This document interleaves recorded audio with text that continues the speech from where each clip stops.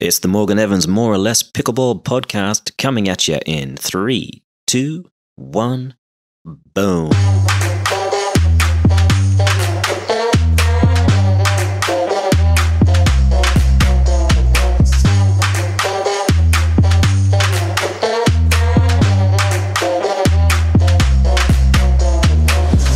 Rules are meant to be broken. A paraphrasing from Douglas MacArthur that, let's be honest, has never made a lot of sense. Many would argue, in fact, that it's the exact opposite of why they exist. Remember that documentary Lord of the Flies? Huh? Those kids needed boundaries. Piggy didn't deserve to die. They needed a parent. My guest today is that parent, watching over the chaos and the kitchen. Please welcome Chairman of the USA Pickleball Rules Committee and the Director of Officiating of USA Pickleball, Mr. Mark Peifer. Mark, how you doing, mate? Hello, morning. Great. Good to hear your voice. We haven't seen much of you lately. Yes, no, it's been a little while, but I'm getting back on the horse soon. Don't you worry. All right. Well, good. The game misses you. Oh, you're very kind.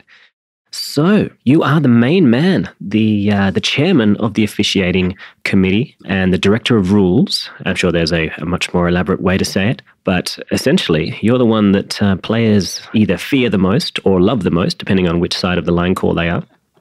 I don't know there's a whole lot of love for referees, but there's a lot of friends out there, so I guess that works. Yeah, they say the sign of a great referee is when you never really hear their name and they never become famous. Exactly. Which means that it's kind of a thankless task. How did you get into it? Well, it was kind of an easy transition. It was like most referees. I played at Mellow Bishop in Oceanside, California, and we had a couple of small tournaments at the time that you might be familiar with. I'm not sure. One was called May Mayhem, another was March Madness. And they were very popular early on in the 2009, 2010 timeframe, and built kind of a reputation locally as being really well-run tournaments, sanctioned by USAPA at the time.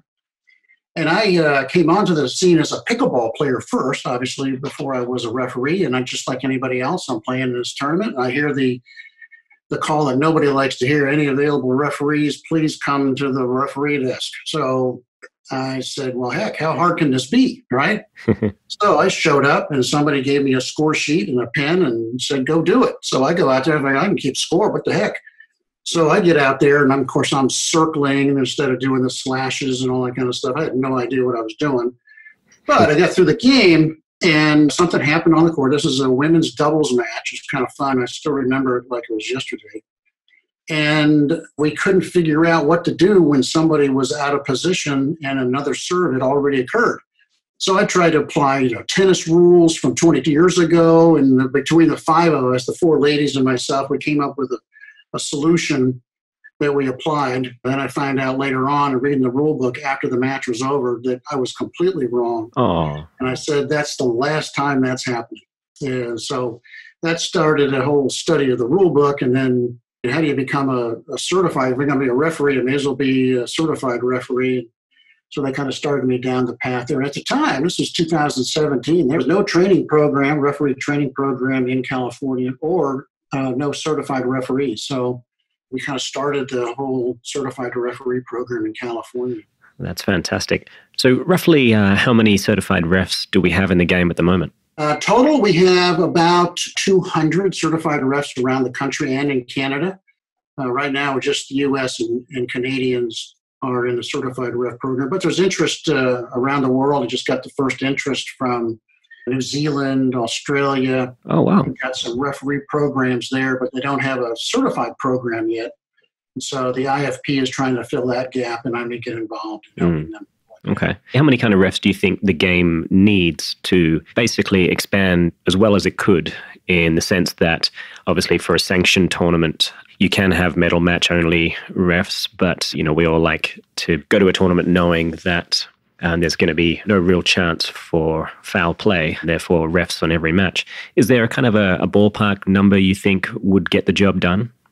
That's tough because it depends on where the tournaments are located. In Arizona, there's a really good chance that you're going to get enough for fully sanctioned a tournament. If you're in California and it's big nationals, you're going to get a fully sanctioned tournament.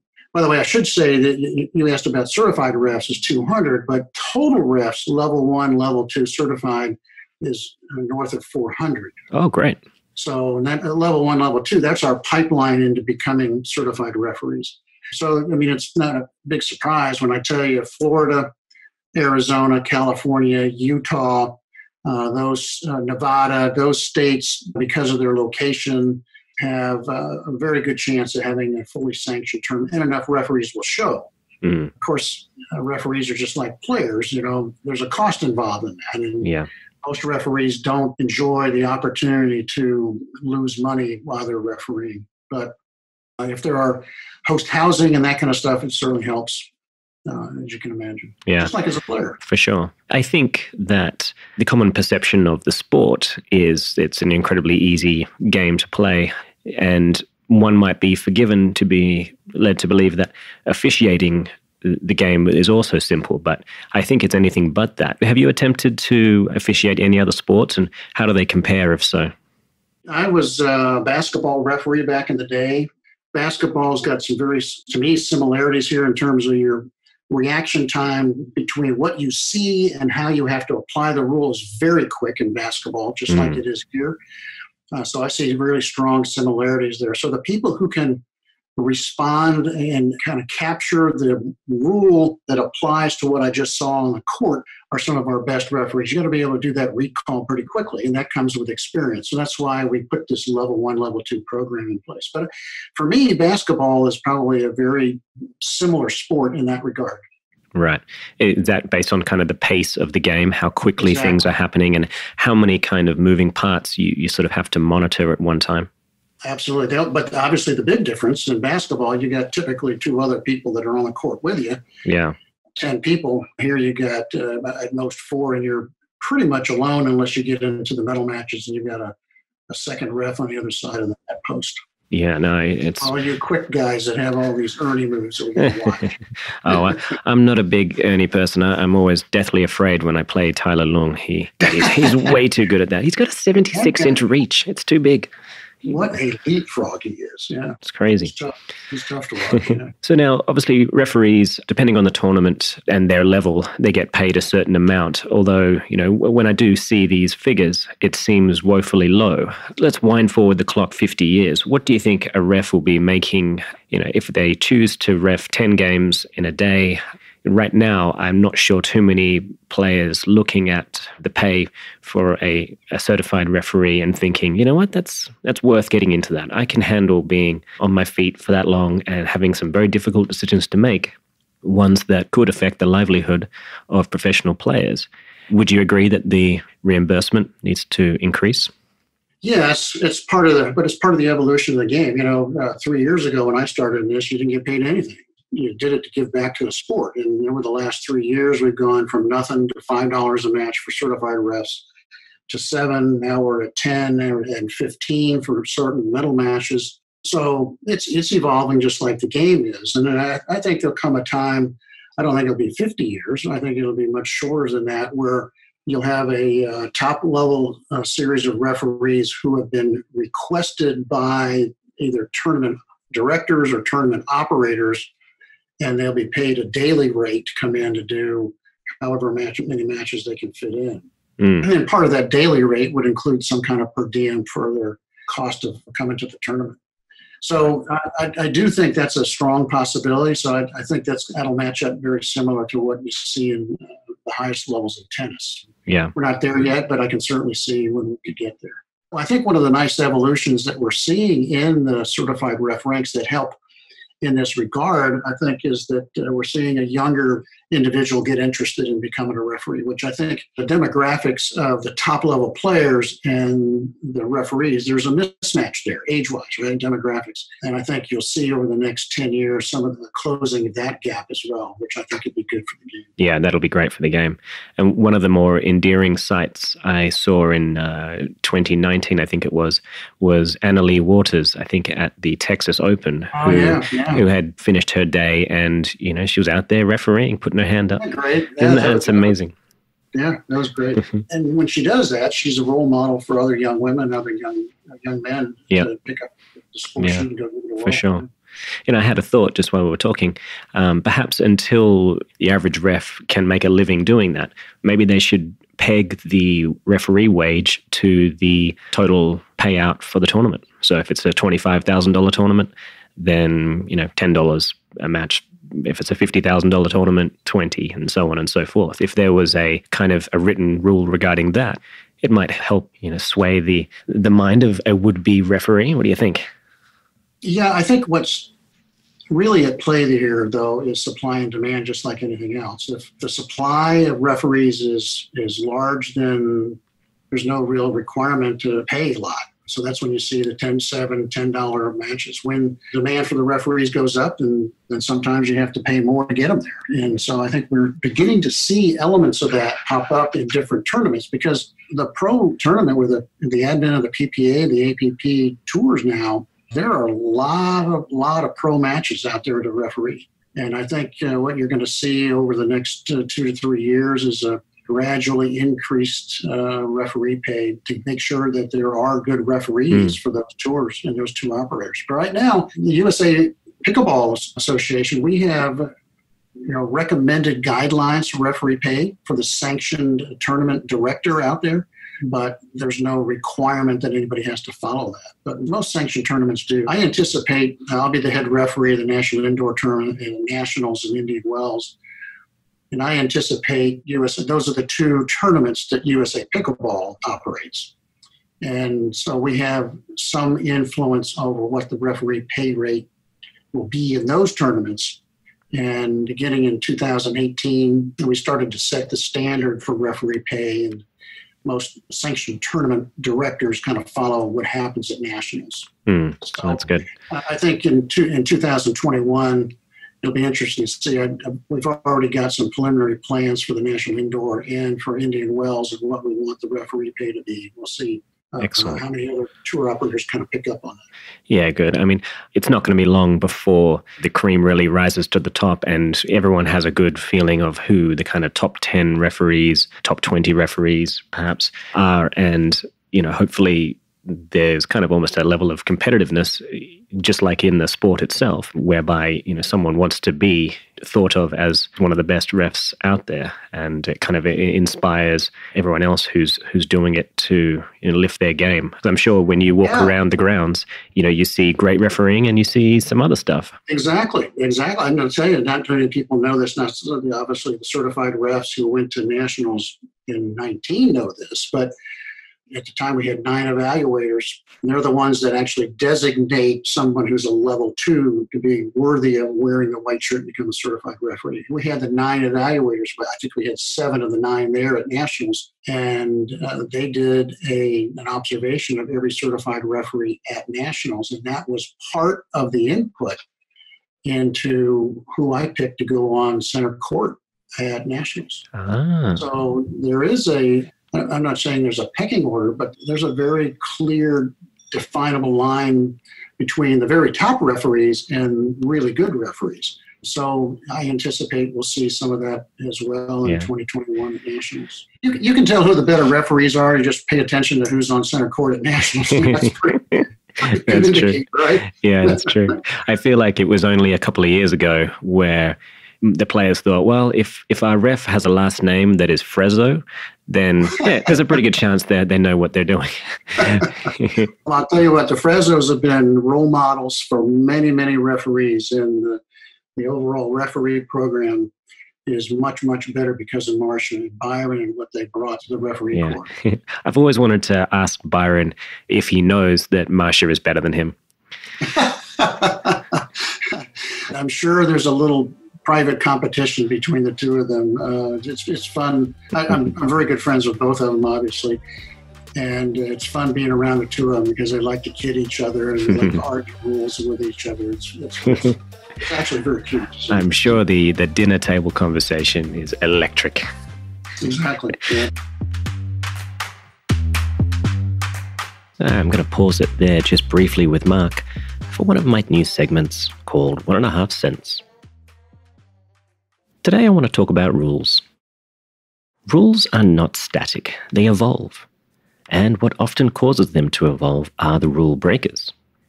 Did the game need Jeff Warnick to throw a paddle the length of a football field before a code of conduct was drawn up? Maybe not, but it was a hell of a throw. I think the important thing is that while they do serve to protect the status quo, they cannot stand in the way of innovation.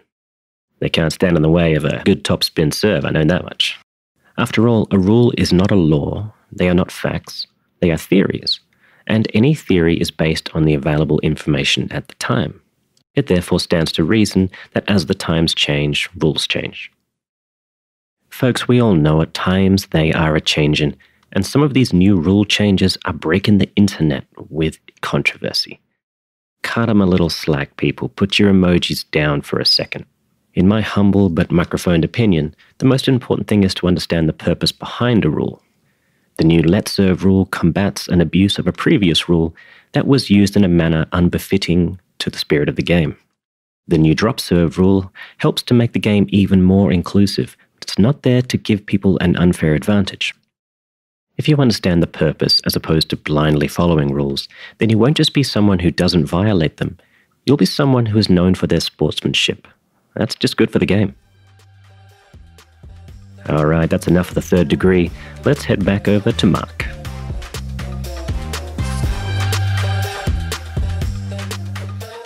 So tell me, what is the process of making a new rule? Just switching tact a little bit here. You know, I'm sure it's more than just a suggestion box at a tournament. How does it come to be? There's a couple of obviously big rule changes in 2021 that we will get to. But just briefly, can you give us a picture of how they come to be? Yeah, there's a couple of ways that a rule suggestion can get attention. One is on the USA Pickleball website, you want to get a hold of the Rules Committee, you can send them an email. Well, that comes to my inbox. And so I oftentimes will get, hey, here's an idea for you kind of thing. I get personal emails with ideas. Oh, fun. By the way, there's another guy by the name of Don Stanley, really good friend. Good old Don. As well. And he's got very close connections. So a lot of rule ideas will come to either him or to me. But he and I both, this might surprise you and others listening in, he and I both spend a lot of time on social media. And I don't mind telling you this. We pay a lot of attention to what are the rules that are causing consternation with players. What interpretation are they coming up with that we never thought was able to be interpreted by this rule? And so we make notes of those, and I collect the master file. And I have a file that I put together, and then at the right time, usually is in the end of May, early June timeframe, we start off the cycle for the next year. So what's been the process the last 2 years is going to be modified a little bit this coming year, is those changes, and they can number, this year there were well over 100 emails or ideas that were collected that I had in this file, and I send those all to Don. Don then puts together what we have referred to as a rule submission committee. We keep that very quiet because we don't want anybody lobbying who's on the rule submission committee. Each year it's been a different group of people. And the reason for that is I'm firmly committed and believe that the more people that are involved in the process, the wider the acceptance and ownership of the program for rules and rule making will be. So the 5 or 6 that were on the Rules Commission Committee in 2019 were different than were on the committee this year. But they go through all those rule changes, and they have a very important role to play. They take a look and say, well, this one, this is either way too hard, way out of the scope right now, and this only applies to 1 or 2 people in the country. We're not going to change a rule just for 1 or 2 people kind of stuff. So they do a very good process of vetting each one of those rule ideas. They study them independently, and they come back and they vote independently with each other, and they vote on a 1 through 10 scale, and anything with a 5 or greater is what then goes forward for consideration by the Rules Committee. So it's not that the other 8 or 9 rules don't go forward. They do. They just don't get processed through and be rewritten by Don and myself. He and I take personal ownership of those that come out of the Rules Submission Committee, and we'll write the rule so that it's presentable to the Rules Committee and to the USA Board of Directors, USA Pickleball Board of Directors. So once we get it in a condition that it's readable, this is when we bring back the individual who suggested the rule change. We'll ask them to help draft the rule. So they, again, become a part of the process as well. That's great. And so then it goes to the Rules Committee, the 5-member Rules Committee. Whether it passes the Rules Committee or not, all of them, including the ones that didn't pass muster with the Rules Submission Committee, go to the board. So the board gets to see every single one of the rules that the Rules Submission Committee looked at. And they have the final say on whether something becomes a rule or not, the USA Pickleball Board. What's going to change for next year is that Rules Submission Committee is actually going to be the IFP Rules Committee. Okay. It would have been involved this year. Unfortunately, they didn't get commissioned and put together until too late in the process, but firmly committed that the international community, right now we have IFP Rules Committee members from Singapore, the Philippines, United Kingdom, Canada, and the United States. That IFP Rules Committee will be the Rules Submission Committee doing the voting and the vetting up front for the 2022 rule book revision. Well, that's fantastic. And I think it's going even further to validate the sport as indeed a legitimate and fast-growing sport as opposed to, a game that people play in their backyard. So it sounds to me like there is a very serious and very official process, and it's not just a couple of blokes thinking, let's try the drop serve. Let's give it a go. No. I've written a couple articles about this process, and I talk about, this is not a bunch of old white men, smoking cigars in some back room in Chicago, putting together rules. No, this is a very kind of formal process to it. It takes a long time to do it right. And as I said, the more people that we can get involved in this, the greater the ownership will be. So that's been our objective in the last 2 years anyway. Well, it sounds like we're in safe hands. Good man. Much appreciated. So let's talk a little bit about a couple of the major rule changes in 2021, if you don't mind. Sure. Obviously, the standout ones that are getting a lot of buzz are the changes to the serve. Firstly, it will be legal for the ball to contact the net as long as it still passes the kitchen line. Right. Tell me a little bit about what was the main sort of rationale behind that particular rule change. It's easy to take that one in isolation, but we have to look at what has happened over the last 2 years. So again, this is just an evolution of what we've been trying to do the last 2 years. So the Rules Committee has 3 primary objectives. One is to maintain the integrity of the game. So if it doesn't maintain the integrity of the game, we don't have any business, touching it. The second thing is, what can we do to make sure that the game is either easier to learn, more fun to play? We take a very close look at what could we do in that realm. And then the third one, obviously, is whether or not we have conflicts between players and referees. So it doesn't enhance the game very much, or the player experience if we've got conflicts in the rules that causes conflicts on the court.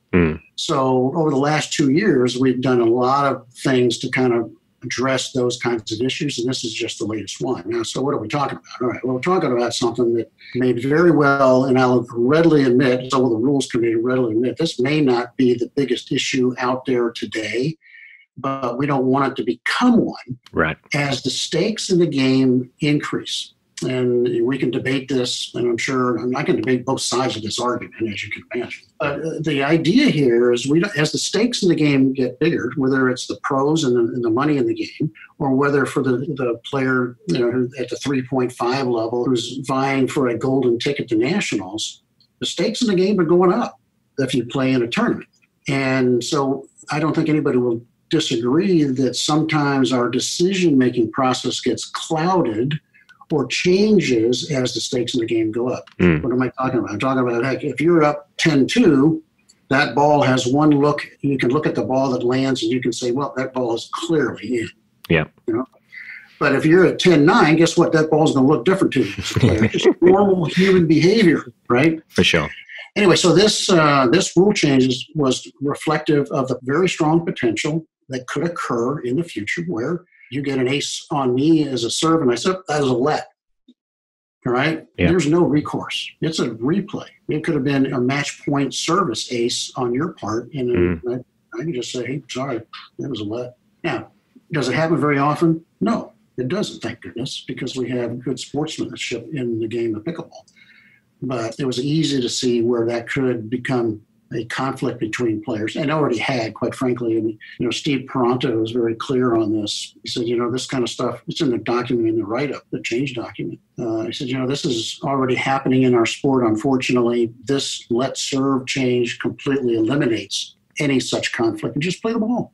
So that's kind of the background behind that, is to eliminate conflicts between players and players and players and referees, and to maintain the integrity of the game so you can't have inadvertent cheating, if you will. Yeah, no, for sure. And I think obviously it's also going to speed up the game a little bit. I mean, it's not going to be wild amounts, but it will speed things up slightly. And I think it'll add an element of luck to the game as well. When it is a crucial moment and a good serve hits the net and pops up a little bit, clears the line, that's something that could, change the outcome of the game. But I think obviously it works for both sides. So it's going to be a fun one to see. Some people, I think, out there are unaware that tennis has been doing this for quite some time. And I think it first started coming into play around 2013 as a kind of an experimental rule, but now is adopted in a bunch of circles, typically not at the Wimbledon final, but I believe college tennis and a few other ITF sanctioned tennis bodies utilize it in professional tennis as well. So it's not an isolated incident, so to speak. Yeah, but you're not going to hear me mention tennis. Fair enough. As the chairman of the Rules Committee, I don't talk about tennis and racquetball and badminton. I'm forbidden talking about those sports because we have to create rules for our sport, and I get hammered every time I mention another sport. You can do it. I know that you do it. Fair enough. I'm not allowed. So. I suppose everybody kind of looks to find something that they can relate to. Exactly. More so. And tennis is the obvious one for pickleball, but I understand that you don't want to be seen as stepping on the shoulders of giants to make up the rules as you go along. It needs to be, forging your own path, and we appreciate that. So the other big rule change, obviously, is now the drop serve, the option for a player to be able to drop a ball unaided and contact the ball after it has bounced, with some of the contact rules now being out of play. Specifically, I think the idea that the paddle has to be coming on an upward motion at contact. Is that correct?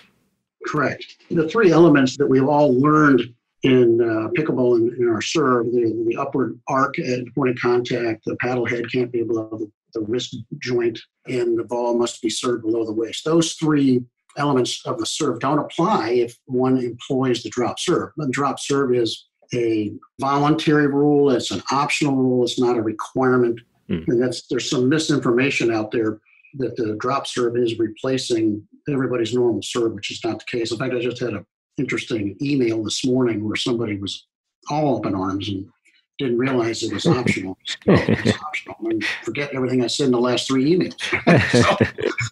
So, I don't envy your inbox, I'll tell you that. Well, it's been fun at least the last 2 weeks or so. Yeah, so the drop serve was really designed to make it easier for beginners. So, we often there's a real tension in rule space and in rule crafting. Are we writing rules for just tournament players and pros? Or are we writing rules for rec players as well? And it's a very valid criticism and very valid argument that a lot of rec players that don't play tournaments have. These rules look like they're mostly, we talk about technical fouls and warnings and, that kind of stuff that they don't really apply to them. But this is a rule that was really generated to help the rec player because it's ostensibly easier to learn if you drop the ball and then make a stroke just like any other ground stroke. Now your normal forehand or backhand ground stroke can be used in a serve application. So you don't have to learn a whole brand new way of hitting the ball out of your hand. So it was really designed to be easier for beginners to learn how to serve. Okay. But it's also got elements of, it's easier from a referee standpoint as well. We don't have to look for all three of those elements, which I'll admit, when you're trying to look at all three elements at the same time, you're trying to look at the feet placement of the server.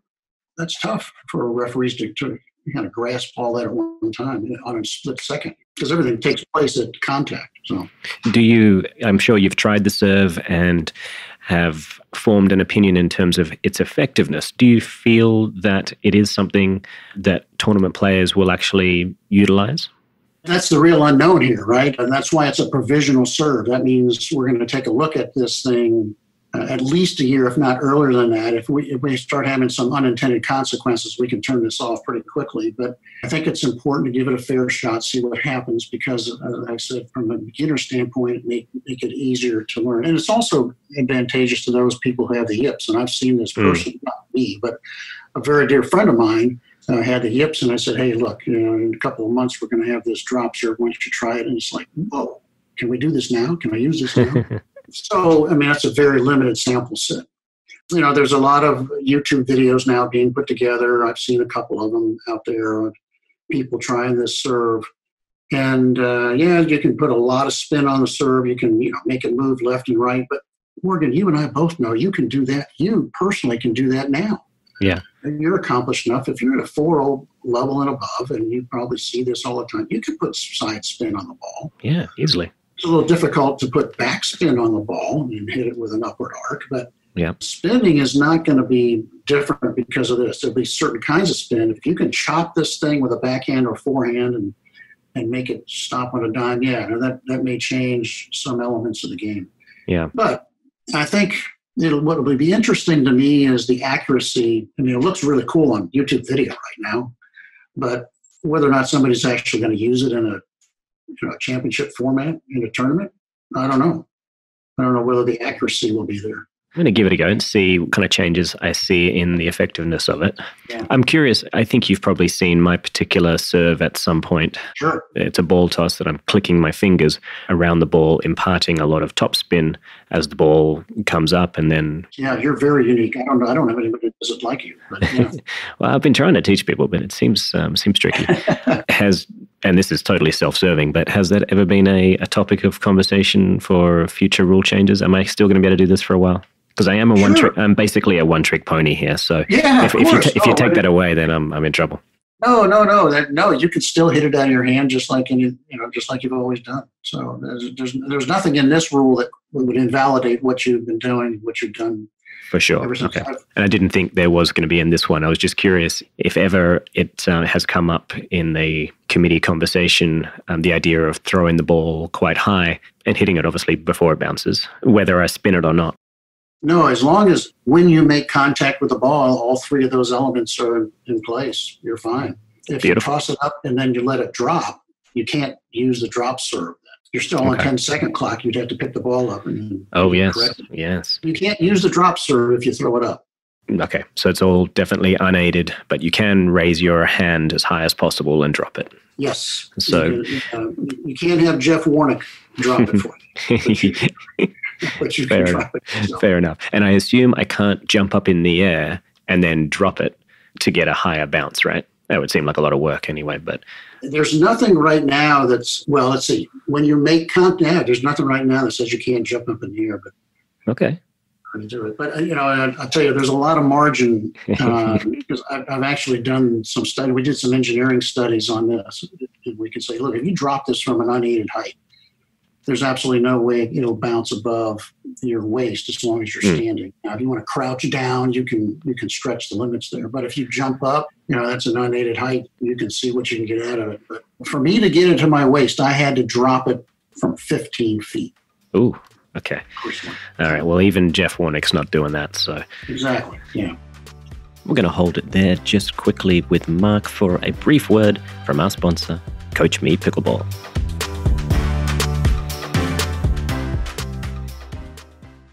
Practice makes perfect, right? My name is Morgan Evans, and I have to tell you that practice doesn't make perfect. Perfect practice makes progress. That's why we've created Coach Me Pickleball. At Coach Me Pickleball, you'll find an extensive and growing library of lessons on topics covering every aspect of pickleball for every level of player.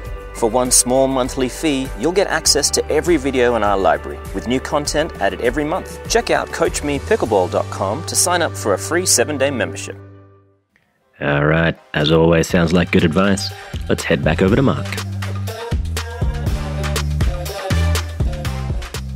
So one of the other rule changes I read that people may not be too worried about, but that the whole waist being classed as navel height is being removed, and now it's just waist height to take away the ambiguity in terms of trying to figure out where everybody's navel is.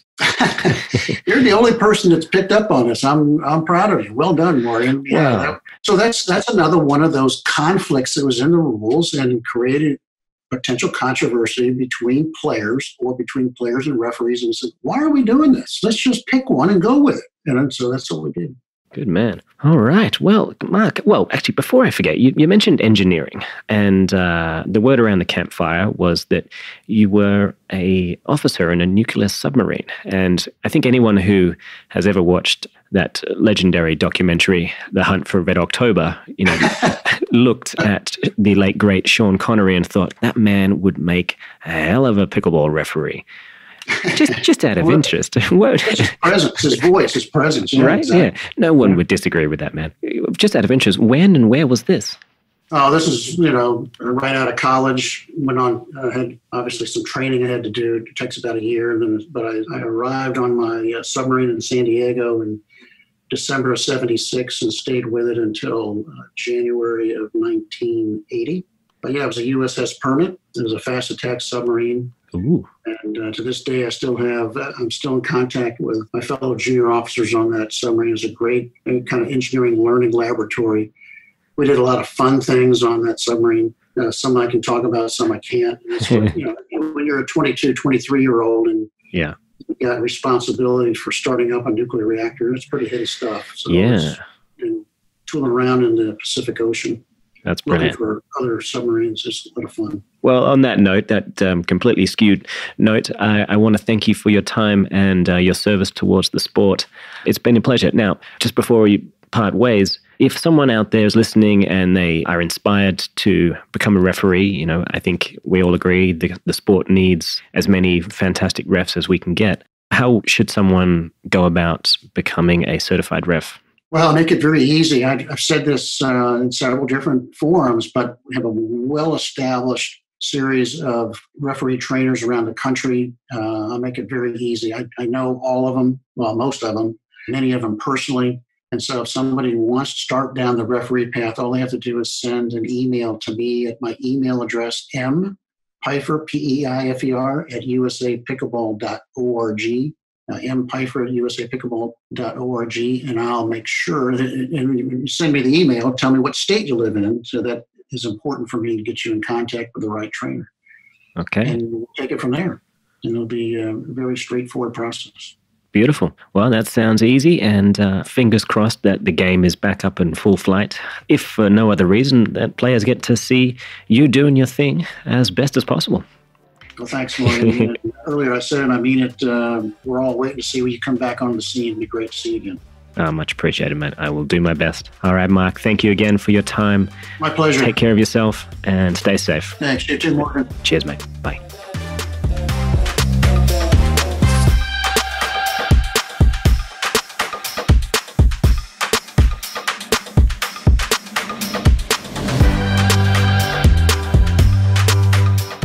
As always, this podcast is powered by Selkirk Sport and the new series of paddles, the Vanguard.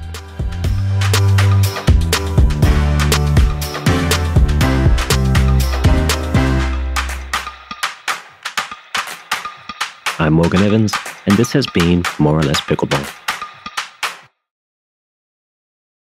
Did you ever fire a missile? Can you tell me? Could you tell me if you did? If you did? If you did? If you did? If you did?